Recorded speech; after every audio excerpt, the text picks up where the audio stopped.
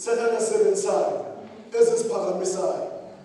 Asiphakamisa usathane ngelanga eliwani unganamali yesinto wathi yabona ngokukholwa kwakho. Yabona ke lo Jesu wakho. Esikhuleni sona ukuthi ngiyamazi umhlengi wami.